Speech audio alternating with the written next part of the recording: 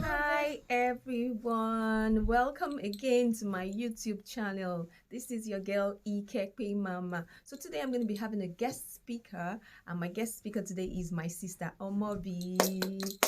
So she's going to be talking to us about relocation, her relocation journey, how it started, how it's going. So for those who want to relocate, the jackpot thing, I think this is a video you should listen to.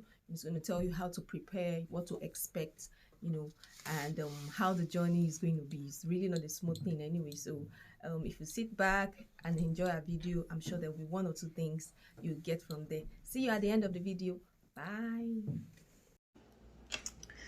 Hi guys, so this is Ikekpe Mama's YouTube channel, and I'm here to share my relocation journey with you.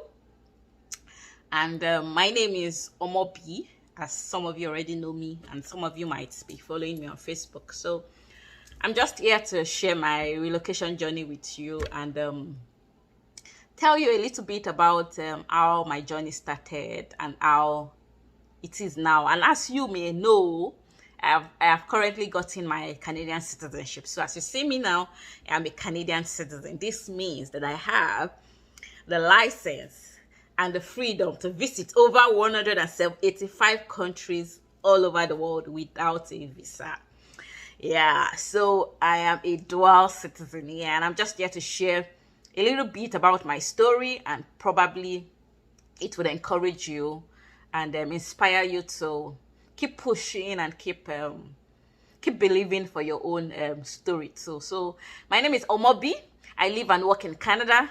I'm a mom of two, and I'm married. And I work in Canada.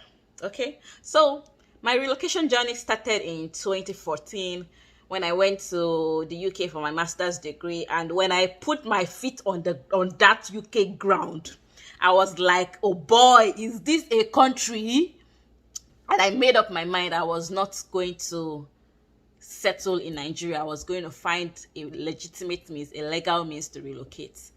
And one of the ways I was trying to do this was trying to get jobs after my study program and all of that. But no company would employ me because they needed to sponsor my visa.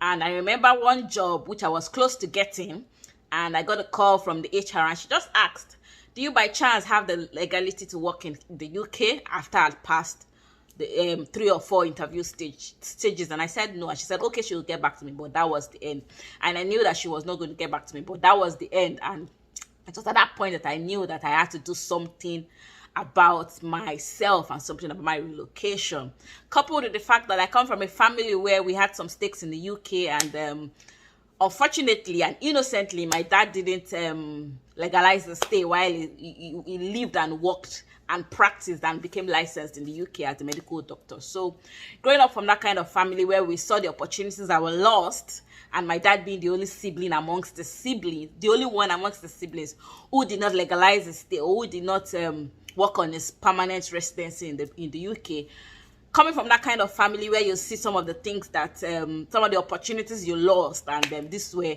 easily available for my cousins because they all were British citizens. So going for my program in 2014, I knew that I had to do something about myself. And so I got back to Nigeria, but I still had a relocation thing in my head. I was still looking for places to go. I was always on the lookout, and I was always asking questions. What pathway can I go on, and all of that. And fortunately, my best friend, her husband was in the UK at that time, and she told me that he was moving to Canada. And I was like, oh, how are you moving to Canada? It's not like as if you just enter into Canada. There has to be a pathway or something. She was like, Moby, I honestly do not know the pathway. The guy just put my application, attached me as a spouse and all of that. I don't exactly know. So I said, okay, please just help me ask about this pathway. And she said that it was called Express Entry Pathway. And I was like, okay.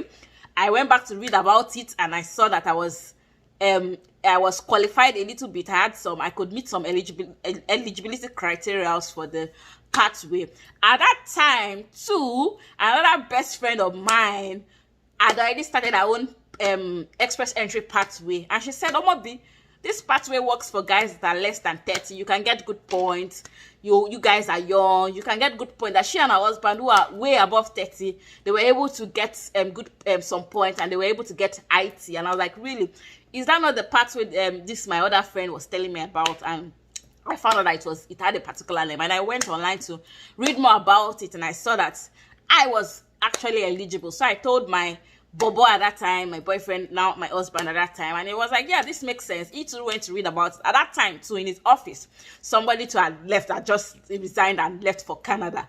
You get? So he was like, okay, this pathway, everybody seems to be going through this pathway, and it is Canada, it is giving permanent residency, second options. Okay, let's take it up. So we looked at our finances, we looked at what we had, and we saw that we didn't really have enough to help us start the process. And so my husband we started looking for ways to try to increase our family earnings. Fortunately, a good job came, and we moved to the north to pick up the job. And just because we needed to relocate, the job was good enough for us to earn well and relocate and all of that. So when the job started coming in, when we just started with we put in our application, we started the process, we put in our application. 2018 and 2019 we moved to Canada. And 3 years, because we never went out of Canada within the 3 years that we clocked our 1,095 days exactly on the same day we came to Canada. 3 years later, we put it on our application. 3 years later, the following month, that was May last year, and we've gotten our Canadian citizenship. So I can tell you now that my household are now Canadian. Yeah, so basically this is just a summary of my relocation journey, and I hope that it inspires you. It looks easy, yes, because I would say that I saw the pathway in which I was eligible. I did not waste time. I did not waste opportunities. We went head on. We grabbed the opportunity, and now 4 or 5 years later, we are where we are today. So I would encourage you who is listening or is watching me, I would say that you should please identify what pathway. Yours may not be Federal Skilled Workers Program. Yours may be through study. I would say please start something now. If it is just reading around, you don't necessarily have to start looking for in fact trying to get admissions now. You could be reading around. You don't necessarily have to start looking for in fact trying to get admissions now. You could be doing some background homework, you understand, trying to understand the program that you want to go to, trying to just read people, follow people who talk about study routes and all of that stuff, doing some background information. What program do you want to come to in Canada? When you come to Canada as a student, what is life? You could just be doing all this background information. You are doing something. It is still contributing to your relocation journey. So I would encourage you to just start. You don't have to wait to have 10-20 million naira in your account before you start. The most important thing for you is to start. I would say before you start to plan your finances. When I say you do not have to have a lot of money in your account, I do not mean that you should have nothing. I just mean that you should ensure that at least you have something to start with. You understand? So I would also say that while you're thinking of relocating, please do not stay idle. Do the things that you have to do. Pursue the things you have to do. If you have to get a job, get a job. If you have to look for a better job, look for a better job. If you have to learn under somebody, upskill, improve on your skills, yeah, just do something while you're relocating, and you can be doing the relocation alongside. So I would say that relocation is not something that happens by luck. You understand? If anybody is telling you that there's a job somewhere in Canada, you should pay 5 million, you should pay 3 million for that job, it is probably a scam. You need some sort of credibility. You need some sort of foundation. You need your skills. You need your add-on skills. You need your technical skills. You need your soft skills. You need your experience to get a job from Nigeria into Canada. You understand? So I would say that keep on working on your career. Have a clear career path. Keep on working on your career. Keep on saving. Keep on pursuing the other things that matter to you. And when an opportunity to relocate comes, do not waste it. Take it up. And so this is me, Omoby, signing out. And this is me signing out as a Canadian citizen. What did I say? A Canadian citizen.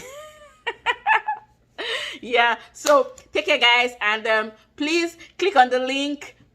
subscribe to my sister's YouTube channel, YouTube/Ikekpe Mama. Please, she's just starting a YouTube channel. Please subscribe to it. Click on the notification bell, and I'll see you guys next time I come up on this channel. Take care. Bye. So welcome back here. I'm sure you enjoyed her testimony. I'm sure you had one or two things to take back as information for you.